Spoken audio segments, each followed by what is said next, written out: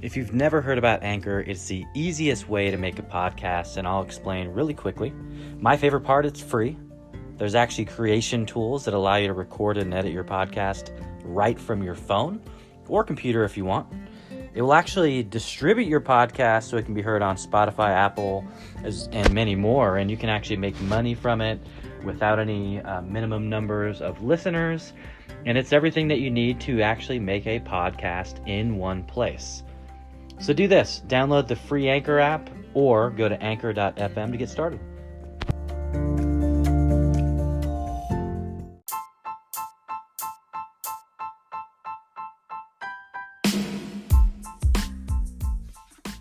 Hey everyone, this is such a great episode with Armando Cruz.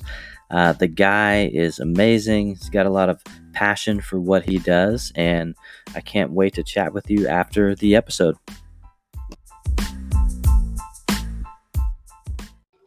Hello everyone, and welcome to the Blaze Your Own Trail podcast. I'm your host, Jordan Mendoza. And I've got a very special guest with me today. His name is Armando Cruz. And Armando, if you can, just for the listeners, give the audience just a little insights into who you are and what you do today. Sure. First of all, thank you for having me on. It's a pleasure to finally meet and connect with you. But in a nutshell, I like to say I'm a connoisseur of experiences. I value and treasure each experience and each adventure that I get to have and get to create. I am a husband of going on 14 years. I have 3 kids, and my wife and I help people understand, eliminate, and push through eliminating chronic pain. And that's really where we've kicked off everything, and it's the hub of everything, because from there's different other opportunities of us to be able to serve them. But many people feel like they're enslaved or held hostage by their own bodies through pain. And so we help them escape that hostage situation and take control. I love that. That's awesome. So let's get some context here. So on this show, I'm always interested in the journey that people have been on. So I always like to start out from childhood. So, where did you grow up, and, what kind of childhood did you have? Did you have siblings? Would you live in a rural area? Did you live in the city? Let's give the audience a little insights into, how you were as a kid. Sure. Born and raised in Miami, Florida. From 2 immigrant parents. My parents are both Cuban. What's interesting about that is my dad came over when he was 13. He worked a whole bunch of jobs. He went through college. He did all that stuff.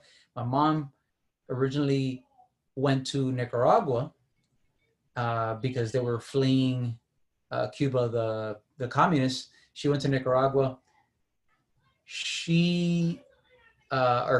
My grandfather built up this whole rice business. He became like the Uncle Ben's of Nicaragua. And then the communists came and they had to flee Nicaragua, and they came over here. I share that because my wife, her parents are Nicaraguan.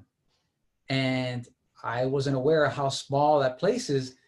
Her dad, her dad's friends had a crush on my mom's sisters. So they were, the family. They had 6 sisters. They were the Cuban family there, and all the Nicaraguans knew them.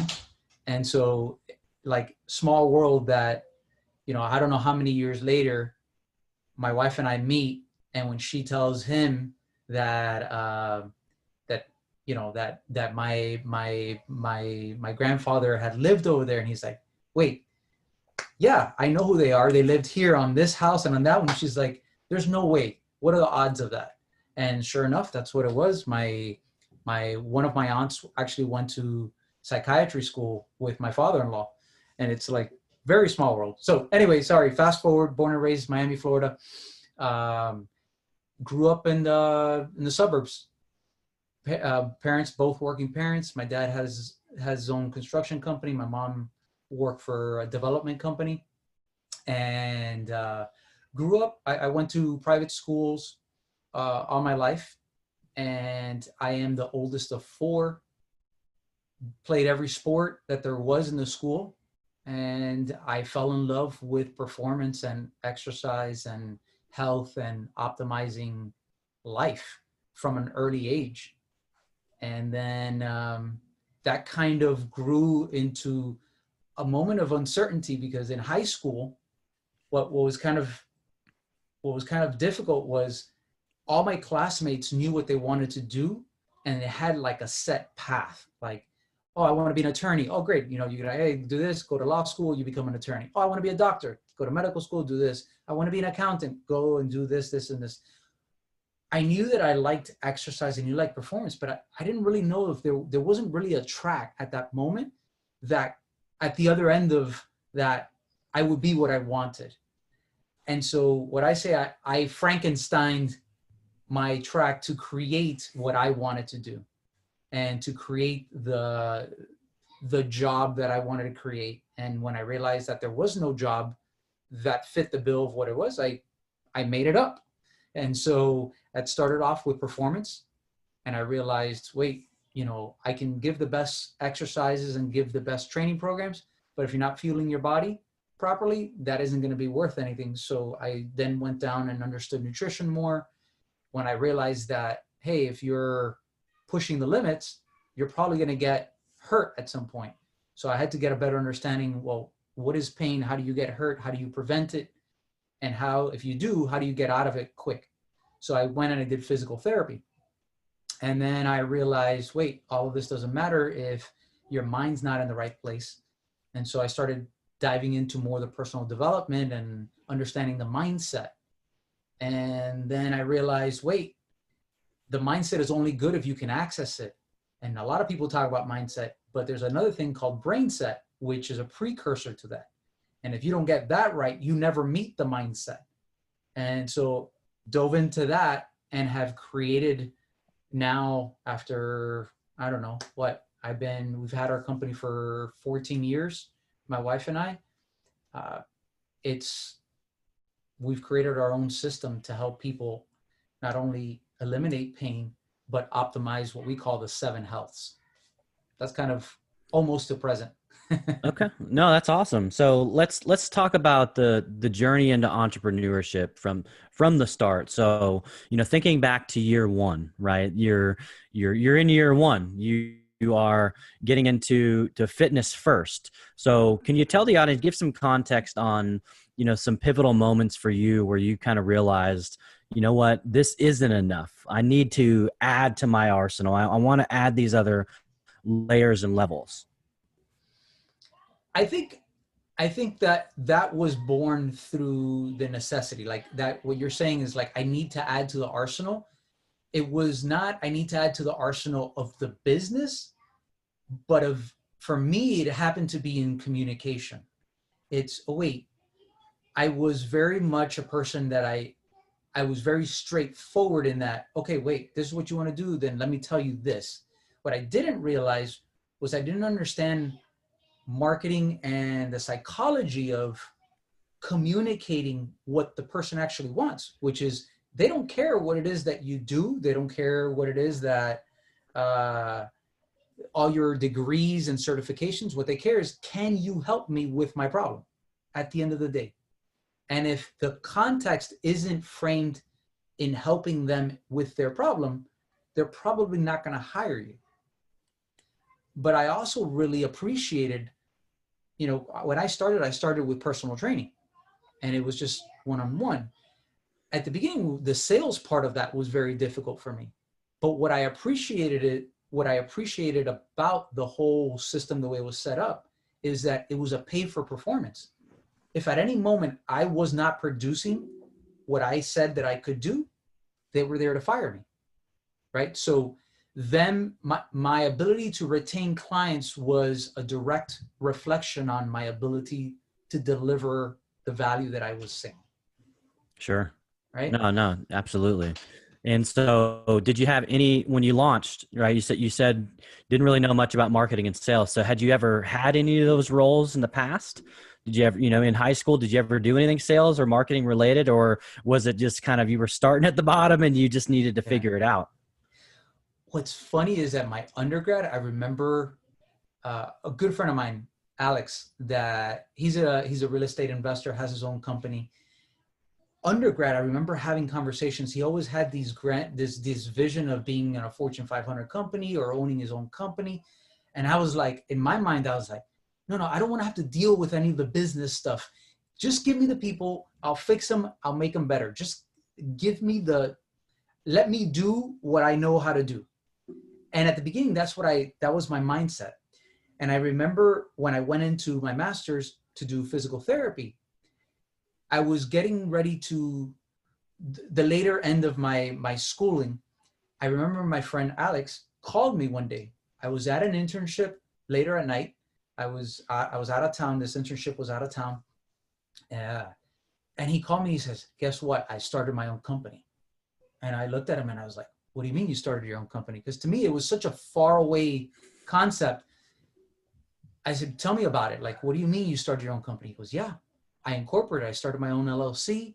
I'm going to be doing real estate. I'm going to do this, and this. And I was like, wow, is that difficult? I asked him. He goes, no, you can do it. And the second that he said it, like the next thought in my mind, well, if Alex can do it, I can do it too.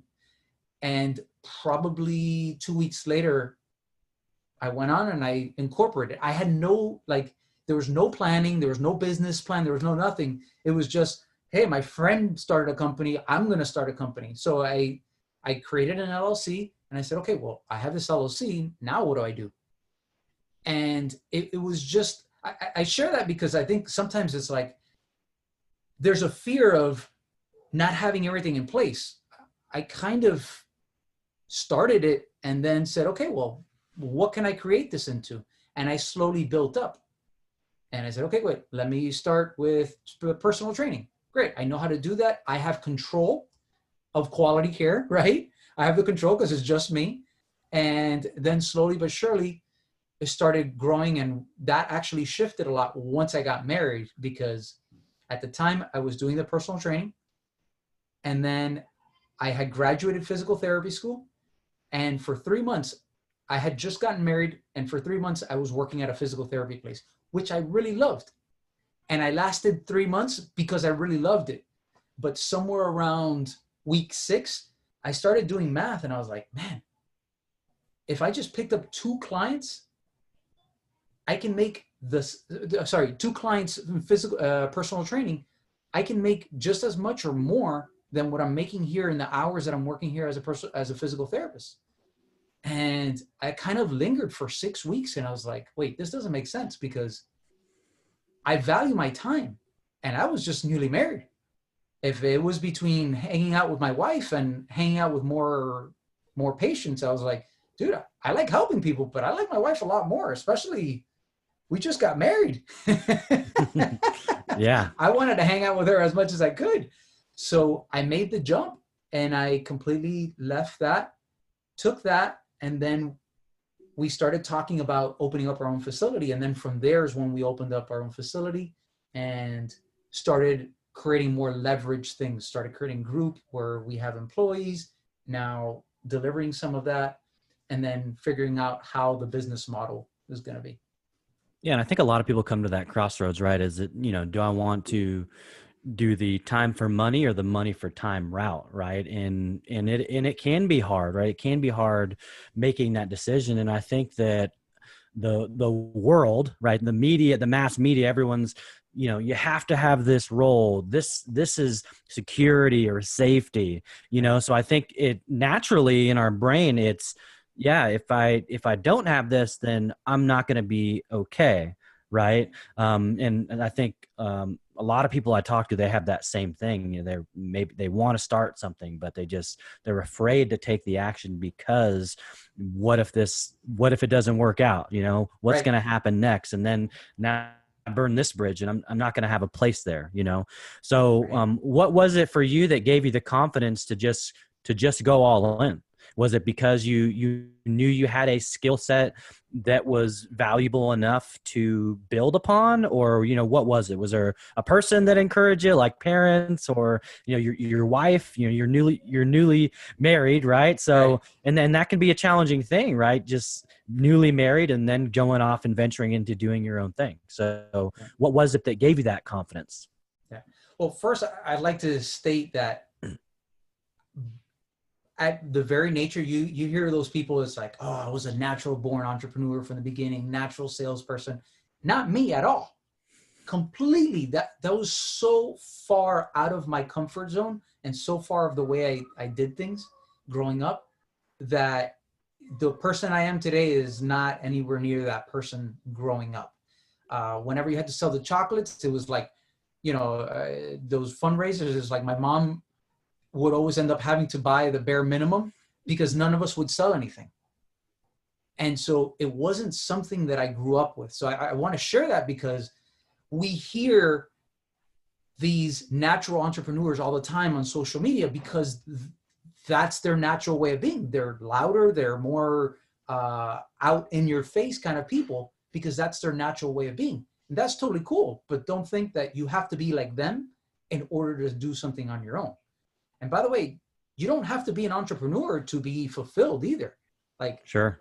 you can be extremely fulfilled and you can add tremendous value not being an entrepreneur, working for someone else with a vision and a mission that you believe in. That's just as helpful. We need both. Absolutely. Yeah. And those are more the entrepreneurs, right? Right. They, working internally to build that business up. And, I have a very unique situation because I have a corporate role. I've been with the same organization 13 years. I started in the bottom doing sales, leasing, and then assistant and property manager and multi properties, and then got into training. But I also have a consulting business, right? So I'm an employee and an entrepreneur, and I've got a podcast. So I'm just that type of person. I have to be busy, but not just to feel like I'm doing something, but it's just in my DNA I think a lot of that came from my dad. He's an immigrant from the Philippines and telling me the stories about working in the rice fields, and all he had was a carabao that helped him, plow these rice fields, and so that hard work is really in my DNA. And I was really the opposite of you because I sold my friends candy, like I love that process. I would go, I was super poor growing up. So I grew up in Oregon. We would literally go door to door and ask people for their cans because you got a nickel for each can. Wow. And so if I wanted something, my mom couldn't afford it. She was on disability. I mean, we had four siblings. I didn't have the money, so I had to create the money. You know what I'm saying? Right. So, but yeah, I think you brought up a really great point that, however you are, that's how you're wired, right? We're all wired differently. Right. Some of us are more extroverted. Some of us are more introverted. And it doesn't mean that either one is better than the other. It's just who we are, Right. and I think, for people that are out there that are listening to this episode, don't go against the grain of how you're wired just to try to be someone that you're not or to press other people, right? You've got to do it in the framework that of the human being that you were designed to be. Right. No, I agree 100%. And I wanted to bring it up because there is a lot of that conversation, and somebody listening could be like, there goes another one. Yeah, this guy had it. He was a natural at this. No, I wasn't a natural at this. But what I will tell you that the few things that really shifted me in this direction were, first of all, if we go back, I mentioned my dad had his own construction company. Growing up, my father was my best friend, and not because I was some odd kid that nobody liked. I had plenty of friends. It was just he was the one that I trusted the most because I spent so much time with him. We did a lot of training together. He was there at every practice. He was there at every game. And I picked up on it. Like, I loved hanging out with my dad. And the fact that he had his own company and he had the autonomy of time was something that I kept early on. I remember at 13 years old saying, man, when I grow up, I want to be a father like my dad was to me. Like, to my kids, I want to be a father like my dad was to me, being able to spend time with them and have that freedom so that we could do whatever we wanted. And again, we still get the stuff done, but there was a certain freedom there. Whereas my mom always worked for someone, and she had to fight for her 2 weeks every time, and she was going on vacation. It was like the week before she would have to do double the work for the work that she was going to miss. So she was, going on vacation. Yeah. But she had to do all the work before vacation so that she could go. And I realized, wait, if I want to be the father that my dad was to me, part of that is that autonomy of time. And so that planted a seed early on. And I think later on it came up. Once I got married, my wife was very supportive. She's also in the industry. So she understood the way this worked, and she realized, wait, no, this does make sense. You are leveraging a lot more of your time because you can make more here. And then finally, when we decided, well, what if we opened up our place? Well, then we have more control over our time. Granted, we're risking more because now, you're putting more at risk, but is the risk worth the return? Are we as a couple willing to endure that?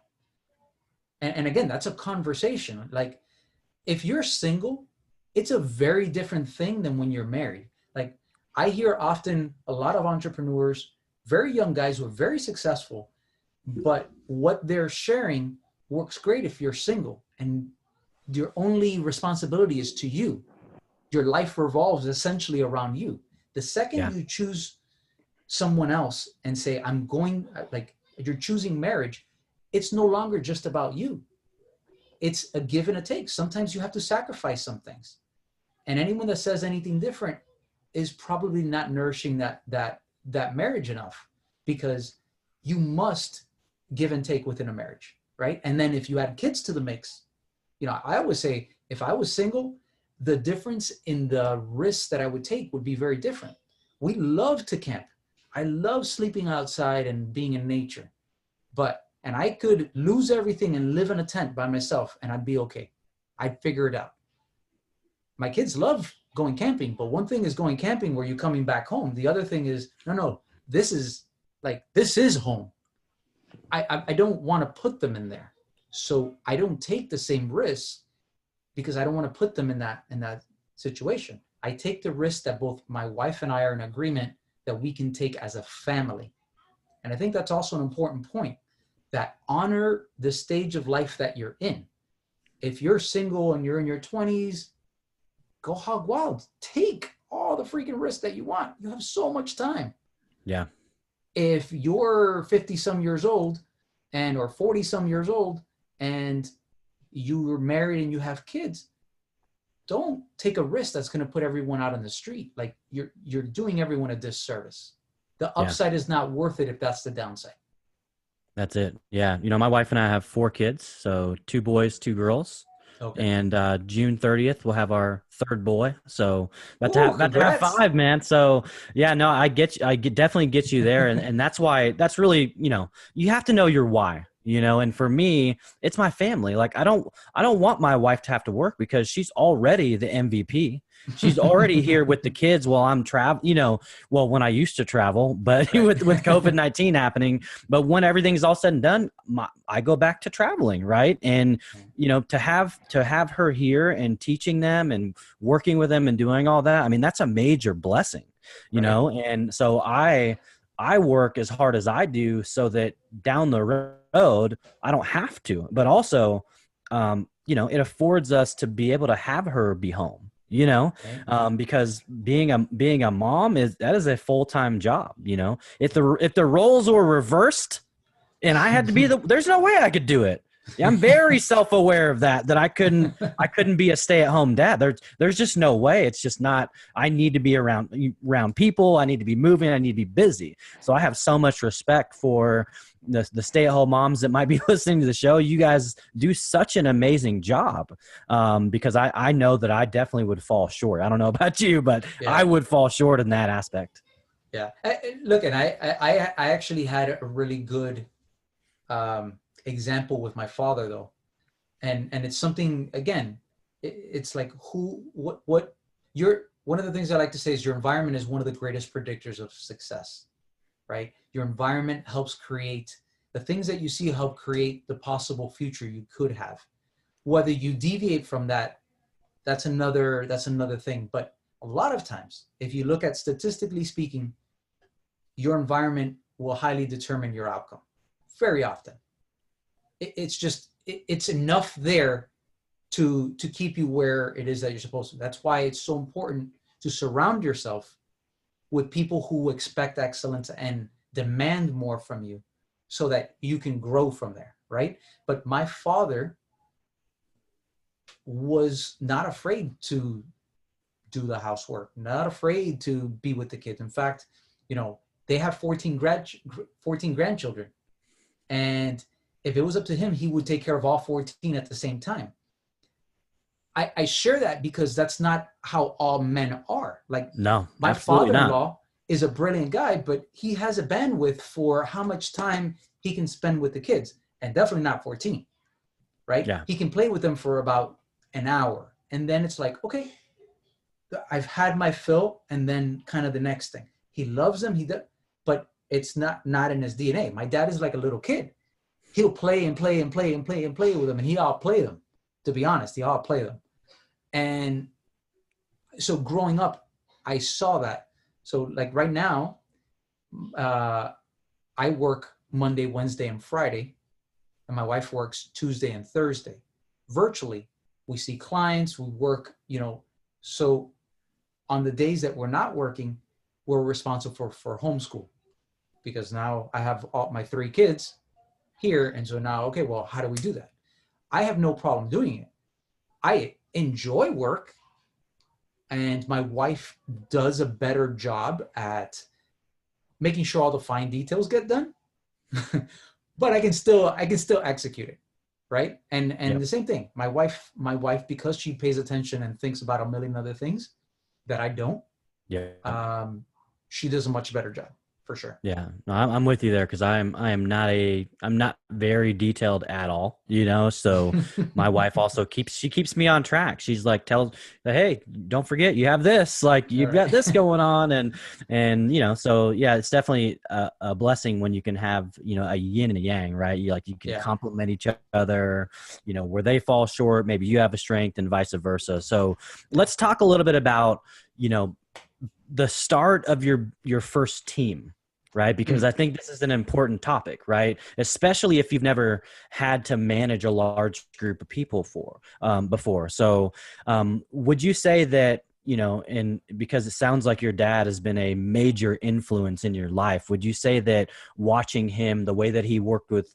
his employees, the way that he ran his businesses, do you think that was a big contributor to the way that you operate your business and work with your team?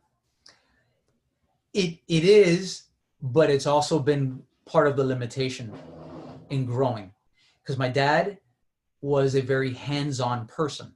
So he had a construction company, and like I said, he could take off and go. He had his people. He was very organized. And I had to go to work with him in the summers, so I knew how that went. It was not fun for me. Did not enjoy being, especially because it would happen in the summers. So it's like 90 plus degrees, 90 plus % humidity, mosquitoes, and plus you're doing manual labor, digging trenches, carrying blocks. I know that very well, my friend. My dad has a landscaping business for 40 years, so I feel your pain there. And and so it's tough work, man. When you're doing hard labor in the summer, it's like that's the worst. Yeah.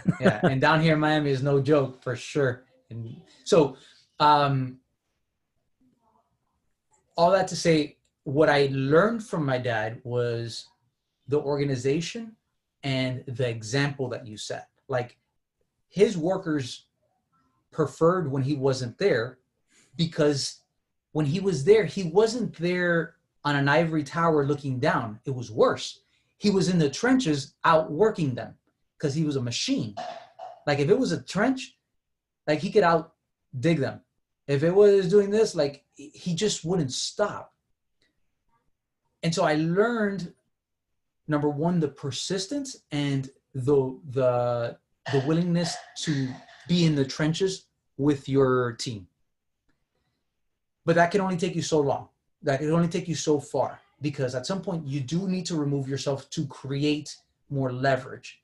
And it's the thing over the past, I'd probably say the past 7 years that my wife and I have really been focusing on is how to step away for a second to grow and leverage, but not lose the intimacy and not lose the culture, because you're not literally in the trenches digging at the same time. So how do you maintain that? And that's what we've learned over the past 7 years and continue to refine as business owners. Okay. So have you and your wife done everything on your own, or have you invested in like a coach, someone to Oh, help you along in your business? Because I know for me, the people like my mentors, my coaches, people that are way smarter than me, they have really invested a lot of time and energy in helping me grow. And I'm a firm believer that I don't ever want to be the smartest guy in the room. I always want to surround myself with people that elevate me. right. And create a network of people that I aspire to be like. So can you give the audience some context if that's a route that you guys have taken, and who that person is? Yeah, I mean, to give you context, we've probably spent, both my wife and I have master's degrees. So both of us have master's degrees. We've probably spent more in coaches and in continuing growth and mentorship after or since having the business than we spent on our higher level of, like, if we added. And she went to a really expensive, she went to a private school, a private university. She went to the University of Miami, which is a private one. So she paid a lot more, and we still have overcome. So yes, we've had plenty of coaches, plenty of mentors, join different programs, because again, you want to be in different masterminds to surround yourself with the way other people think that will, it's not necessarily that you're going to do what they did, but will help bring you along, or at the very least, open your mind to other possibilities that you didn't know were there. Yeah, no, I completely agree with that, right? Especially if it's an area, like you mentioned before, sales and marketing, those Right. weren't your forte. Those didn't come naturally to you. No. So naturally, you'd want to surround yourself with those people that actually do that. So then you can take that framework and then build it with your personality styles, Exactly. because I think that's an important thing too, is that you don't just try to do it the way that other people are doing it. Now, the framework is key, Right. having that knowledge that you didn't have before, and then using it to the way that you operate is really the way that I like to do it. What about yourself? Yeah, look, at the end of the day, you have to understand how we learn. Like, everyone learns a little bit different, but there's a part in learning where you have to consciously go through the steps. It's not going to feel natural. It's not even going to feel congruent. And so sometimes what you end up doing is mimicking the person that is teaching you, even though it doesn't feel right. And I had a lot of struggle with that. I had a lot of struggle because I was trying to learn the skill, but at the same time, I was trying to manipulate it so it fit everything. And sometimes when you try to do that, it doesn't work. You have to understand it, take it for, wait, I'm trying to acquire a skill. Let me acquire the reps, the skill first, so that I can better understand it and then manipulate it in such a way that really resonates. And so I had a lot of initial struggle because I didn't understand that. I didn't understand that because I was like, why would I do it like this guy? Because I'm not like that guy. Sometimes you need to do that when you're learning so that you understand what's the flow, what's the tempo like, what are the questions you need to ask, even if they don't seem natural at the moment, and then step back and say, okay, wait, now I've put in some reps here. I have an understanding of the flow of this. Now, how would I do it? How would I do it so that it makes sense to me, so that it actually flows? Does that make sense? Yeah, it makes sense. So what would you say, going back to mentorship and coaching, what would you say over the years has been the best advice that you've received? And you can pick a topic, you can pick Yeah. a topic, but just really curious to see what that advice was and why it stuck with you. One that comes, like I said, I've invested in a lot of different coaches, a lot of different, but one of the ones that stands out to me is probably one of, I would say that there were three men in my life that created massive shifts. One, my father. Uh, second man was my 10th grade philosophy teacher. He was the person that got me fascinated with reading and being a Renaissance man. Like I remember asking him about anything, and he just had this massive library, and he just read so much that it's like he was like Google, right? He was like a human Google, and that fascinated me because to me, one like being able to connect with someone is really important. And so if you know someone's language is a wonderful way of connecting with them, right? That's it. Yeah. Um, if you understand a topic that they're talking about, you can connect because, oh, it's something that they're interested in, right? So to me, the pursuit of knowledge and the pursuit of understanding was really important at that moment of my life. Granted, I didn't really read, even though that started it. I started building a library, which I'm in right now, though you can't see it, because I have it set up for the video. But I started building my library since 10th grade, and then it did, not until I graduated my master's did I actually start reading. I didn't read through college. I mean, I just showed up for the class, took a lot of notes, but I never read the books. Like never, except one class that they tested you on everything that you had to read. But that love for that. But the other person is probably the coach that I would say that I had the deepest connection with, which is now I say friend, Dax. And one of the things that he always said was, you don't have to be you don't have to be more than you are, just all that you are. And that kind of stood out. Like at first I was like, wait, I mean, I know it sounds kind of cool and everything like that because it flows, but like, what does that really mean? And what I got from it was it gave me permission to be the best me that I could be, not try to be like somebody else. And the second that I owned that, I started seeing my gifts for what they were. And then I could double down on them and actually serve the world with those gifts. So to me, that was a really pivotal moment in just with that one statement. You don't have to be more than you are, just all that you are. Yeah, I love that. Yeah, yeah. I love anything that's related to just, striving to be the best version of you, right? Right. And looking at it through that context. Awesome. And so would you say, just for the audience, there's a lot of our listeners are either, early stage entrepreneurs or maybe aspiring entrepreneurs, and give some context to them on, what's been in your 14 years. And first off, congrats, right? A lot of businesses don't make get out of year one. So you guys have found something that's working, right? Yeah. To have a long-standing business. So what would you say has been the hardest thing for you guys, or maybe the biggest challenge or struggle or hurdle that you've gone through to date? And how did you get past it? Okay. This one is a little bit definitely deeply personal. So maybe 7 years ago, no, 6 years ago, I got to a point, and maybe you can relate, or somebody listening.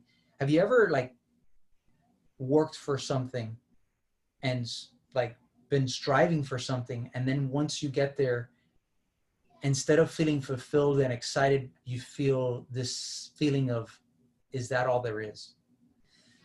I share that because about 6 years ago, I fell into that.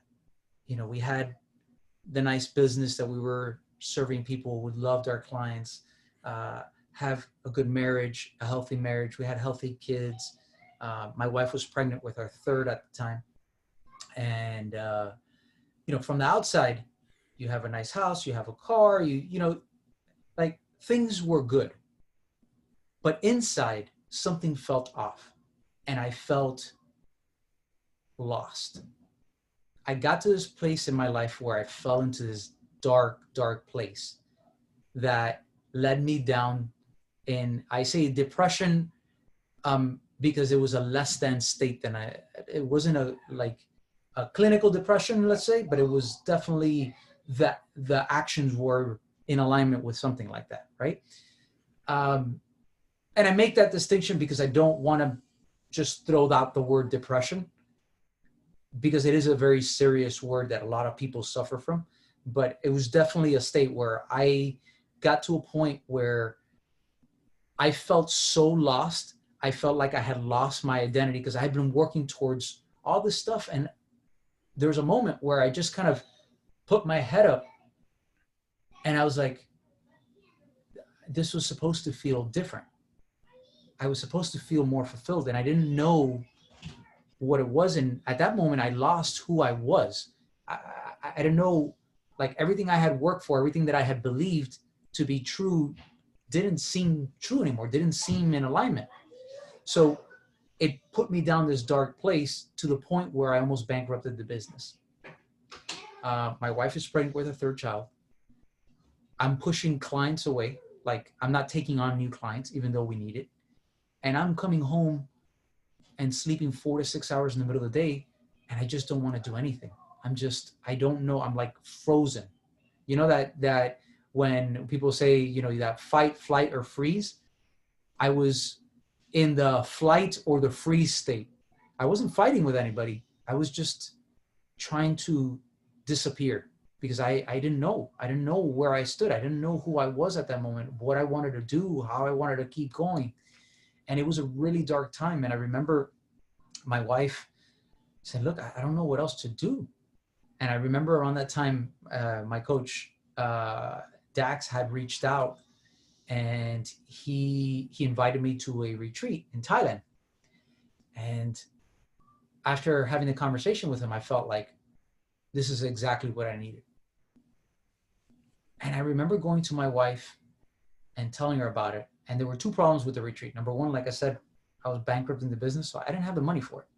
And number two, the retreat finished a week before my wife's due date. Right. Wow. And if you know anything, if you've had multiple kids, you know that the more kids you've had, the earlier that they can come.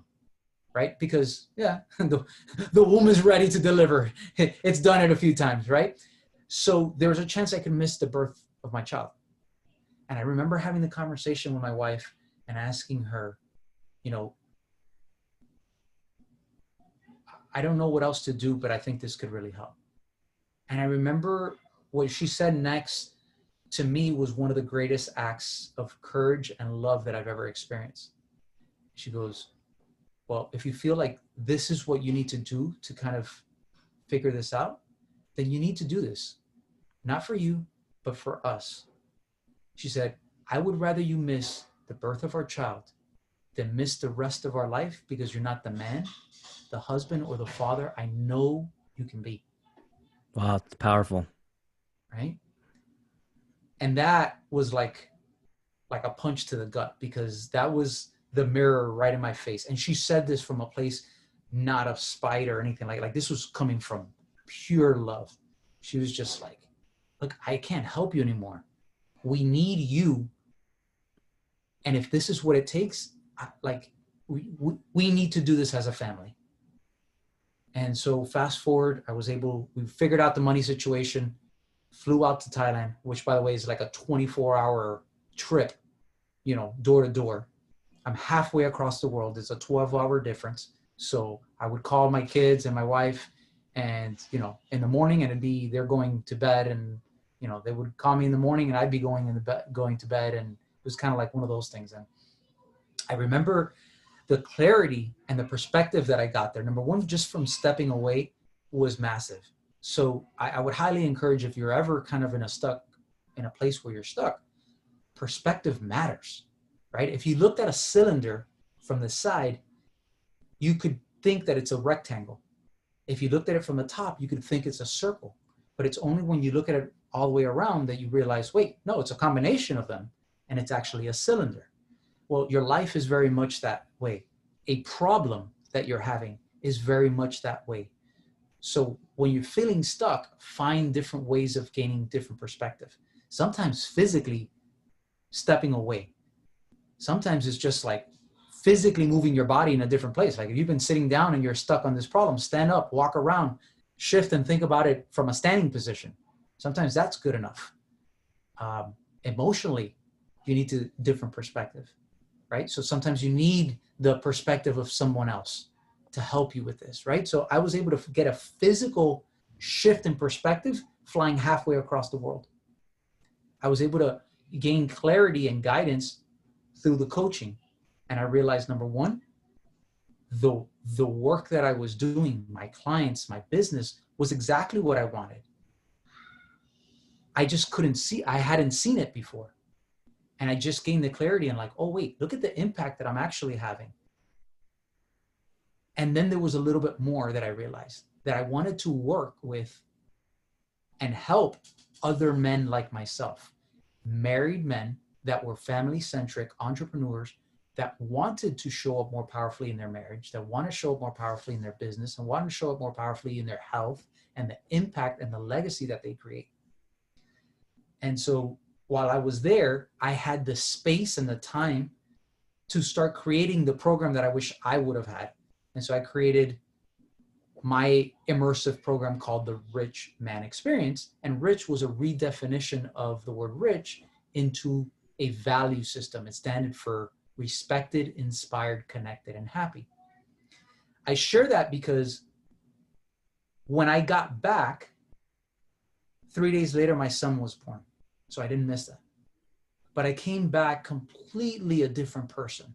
And I had a much bigger vision for the impact that we were having and the impact that I wanted to leave.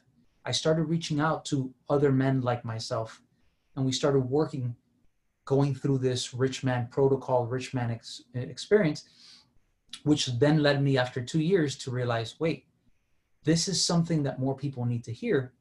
And that's where I wrote my book, The Legacy Code, which kind of chronicles the process that I take a lot of these guys to purposely and powerfully create their legacy. And I love that, man. Yeah, I love that. So thinking about the flight there versus the flight back, was it noticeably different, right? Because on the way there, I'm sure you didn't know what to expect. You didn't know what was going to happen in Thailand. You didn't know if it was going to change, but you had a lot on the line. So that flight there was probably scary as hell. You know what I'm saying? So how was the flight back? Well, let me share. The flight over there was nerve-wracking. It was kind of like God's sense of humor kind of came out, because it was like what I needed, and I couldn't wait to be there. And I knew that it was an experience that would transform me. And on the flight over there, it was Miami to Shanghai to Phuket in Thailand. When I get to Shanghai, they say, oh, you don't have the continuing boarding flight to Phuket. It's like, what do you mean?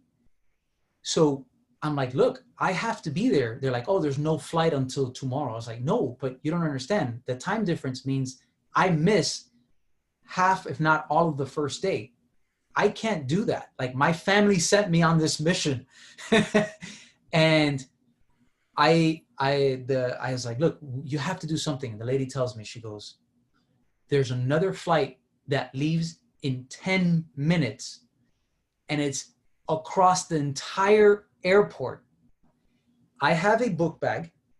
I have luggage that I'm rolling, just one, like a carry-on, roll-on luggage. She goes, I'm going to put you on there. I don't know if you can make it. I said, I'm a runner. I will make it. I ran the entire airport from one end to the other without stopping. And I made it as they were closing the doors.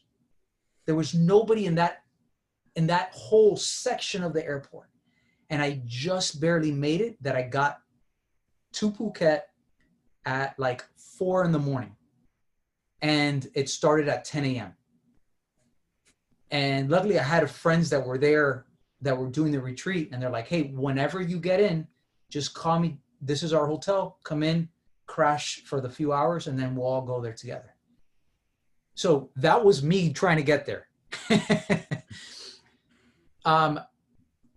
The sense of excitement, relief, focus that I had going back was so freeing and exciting, but it was also a very stressful thing because I'm calling my wife. It's 3 o'clock in the morning Phuket time, so it's 3 p.m. here in Miami, and this is my call. Hey, what's going on? My wife, I can hear in her voice, she's been crying and she's doesn't sound well. She goes, I've been throwing up all day. I'm completely dehydrated. The kids are like running around. She's at home by herself. Everyone is working. My mom is working. My dad is working. My in-laws are working. She goes, I don't know what to do. And like, she's telling me this and she's concerned about the baby because she's so dehydrated.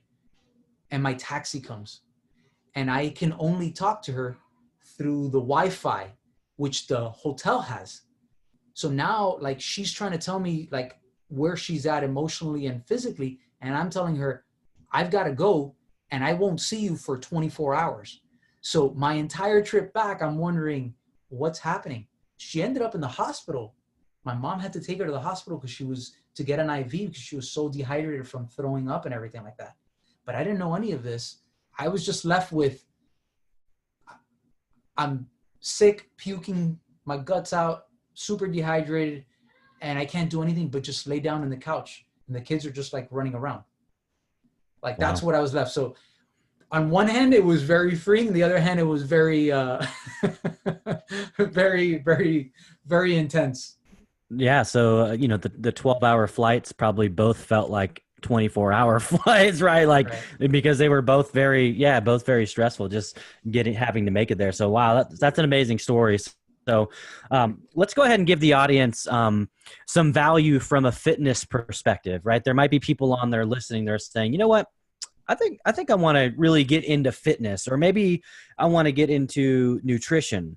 And so I'll let you pick one of the many categories that you have expertise in, and let's give maybe, your three best tips. So whether that's fitness, nutrition, whether that's, helping people with their marriages and relationships, you pick the topic and let's give them three tips. And then we'll give the audience context of where they can find you. Cause I know I've gotten a lot of value out of this, and I'm sure the audience has gotten a lot of value as well. So there are going to be people that listen back to this and say, you know what, that's a guy I want to surround myself with. That's a guy that I think can really help me out. So let's give them the tips first, and then we'll get into where they can find you.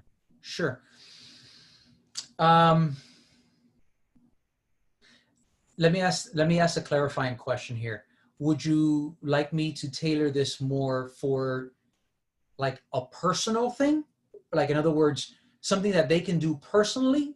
Or do you want me to tailor it if somebody's thinking about going into the business of the health and fitness or something along those lines? What would be, you think, more helpful? Let's go the personal route. Yeah, let's do that, right? Because I mean, we're everybody's trapped, right? And so I look at it and it's like I got up this morning and I was like, you know what? Actually, I'm off today. I'm off from my regular role, so I'm going to go run the neighborhood. And I ran 4 miles, and I don't typically do that. I don't typically get the chance because I'm sitting in 2 hours of traffic, So like you said before, perspective's everything, right? I could be in traffic, or now I can look at it like wow, I got up, I got my wife some coffee, and now I'm going to go run and have that mental health break, that 50 minutes alone with no phone and no distractions. Right. So I think the fitness tips, especially like in the state of our world, are probably going to be very beneficial. So let's go that route.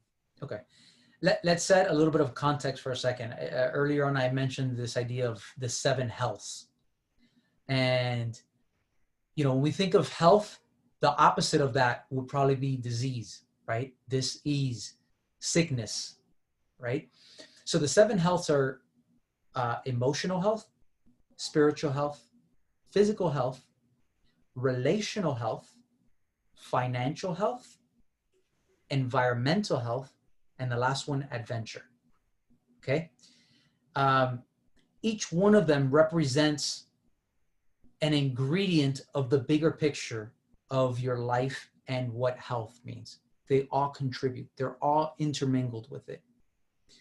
So I want to share a few of them so that you can keep them in mind. Number one, if you're emotional, like if I gave you a pencil and I said, Jordan, would you consider this pencil to be heavy? The answer would probably be no. Right? I hope not. Right? But I've asked you, Jordan, take that pencil and I want you to outstretch your hand and hold it out in front of you just like that. And I want you to try and do that for the next 10 minutes. Well, that pencil didn't change in weight, but you holding it on the outstretched arm now feels real heavy. Your traps and your neck and your shoulder are going to be burning and going to be on fire if you could even get to 10 minutes, because I haven't met that many people that could, to be honest. So the reason I give you that example is that sometimes we think the big things in our life are what are holding us down, but oftentimes the little things that we've been holding on to exhaust us and drain us without us even knowing. So the question is, what are you holding on to right now that is no longer serving you? Right? If you can answer that, you can now say, well, is it okay to set it down now? Do I still need it? Can I leave it for somebody else? Do I want to burn it and make sure nobody else touches it? Right? I share that because the emotional stuff very often is the stuff that's harder to address. One of the things on my list of projects that I plan on doing is doing some kind of event like a marathon or something, carrying a big log. And on the log, I plan to write, not all burdens are visible, right? And the reason that, because if you're carrying a log, anybody can see if I'm struggling, going through a marathon and I'm carrying there, like, oh, this guy's freaking carrying a log. Of course he's going to be tired. Well, what's the remedy to that? Well, put the log down, right? Put the log down. It's not going to be so hard. The problem is that emotionally, it's very difficult to identify that log sometimes. So it's even that much more difficult to set it down, right? So that's one thing that I want to share with you. But it's a huge one because it's one of the ones that a lot of people completely miss, right? The other one is movement. People always talk about workouts, training, and exercise. I redefine that a little bit to movement. And here's how I define movement: is moving your body in such a way that you move your joints, ligaments, and muscles so that it energizes, excites, and leaves you feeling better than before. Why is that important? If we focus, let's say right now, everyone is cooped up, stressed out because things are shifted, right? Our brain does not like change.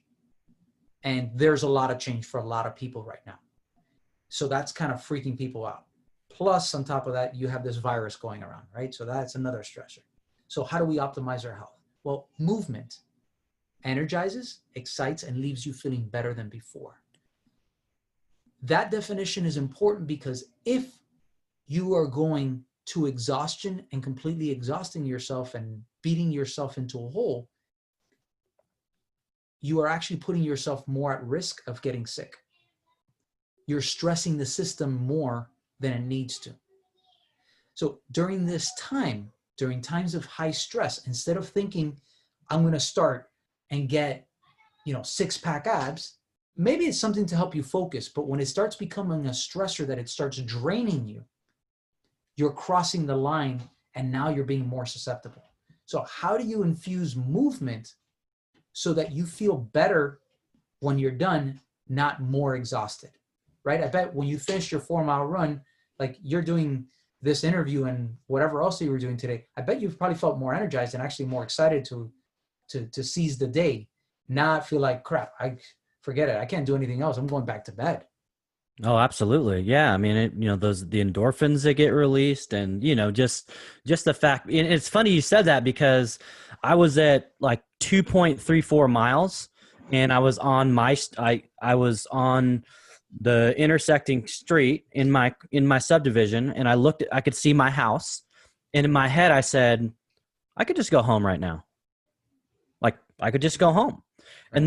And then in my head I said, but what if I just finished? What if, because my goal is to trace the neighborhood, and tracing the neighborhood, it's 4.14 miles.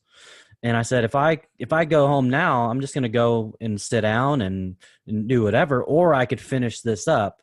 And it was I think there's crossroads a lot with humans. Like we come to these crossroads. And for me, it was a pride thing. For one, it was like, I don't want to go back and tell my wife that I finished it if I didn't. Right. You know what I'm saying? So I was like, I got to keep going. So I pushed on, and I got back, and yeah, you're right. And I felt good. I felt, because this is the longest run that I've done in a while, because I'm always, I'm always on the road, or I'm always doing things. So, so yeah, I get that. Right. I would say that the last and final thing, and it's related to pain. Sometimes it's physical pain, sometimes it's emotional pain, but one thing is for certain: you're in a relationship with your body. And one of the hallmarks to a healthy relationship is proper communication. If your wife said something to you and your initial response was to fight back, how healthy is that relationship going to be? Not very healthy. If that's your immediate response all the time, to fight back. Your body, when it's creating pain, is not fighting you. It's trying to communicate with you. Part of the problem is that you haven't learned the language of your body. And so how great a relationship are you going to have if you don't even understand what your body's needs are at the moment, your brain's needs are at the moment?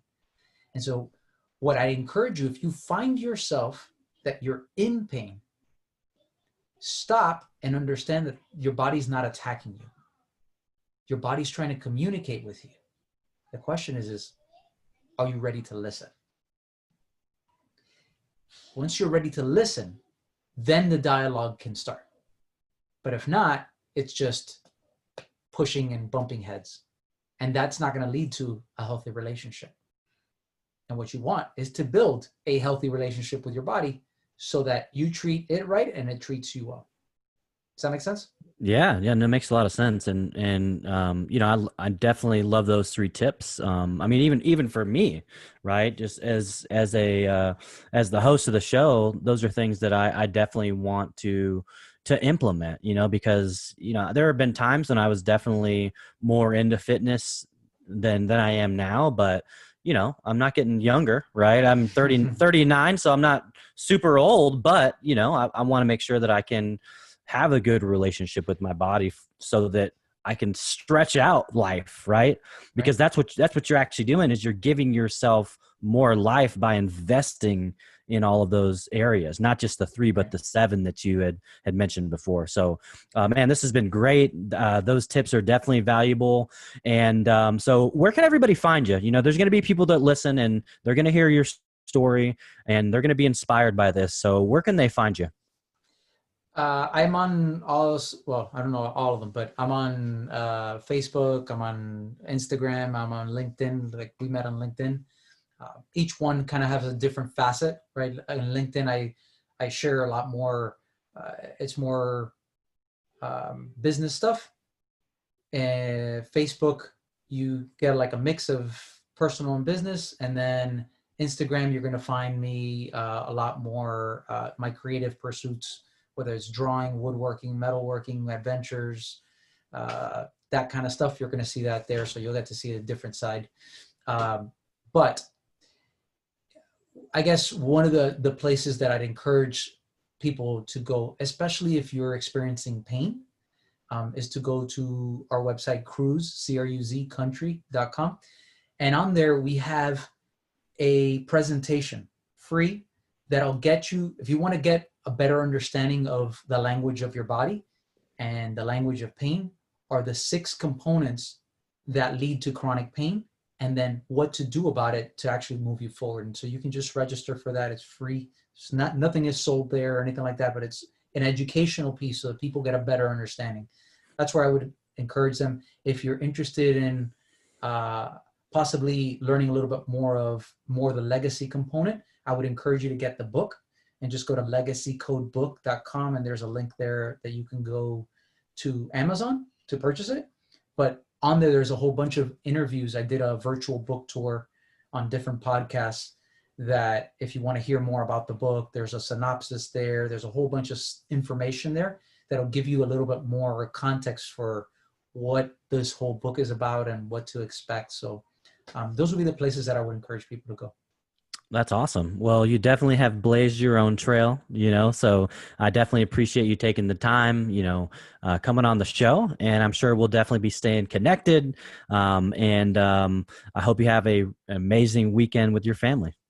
Thank you so much. I appreciate you having me, and thank you for doing this.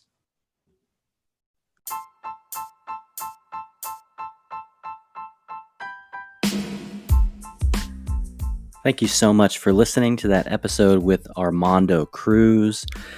Man, the guy does a lot. They've got their business. He's an author. He's a father. And he's just got a lot of positive energy. And make sure you connect with him. I'll make sure all that info is down in the show notes. And if you aren't already subscribed to the show, please subscribe. And also share this show with your friends if you enjoy it. Our goal is to impact as many people as possible through the content. Another thing is, if you haven't already written a review and rated us, please do that in iTunes. That will also help us move up the ranks with the hopes to becoming a top-ranked podcast in the future. Thank you so much again, and I'll talk to you soon.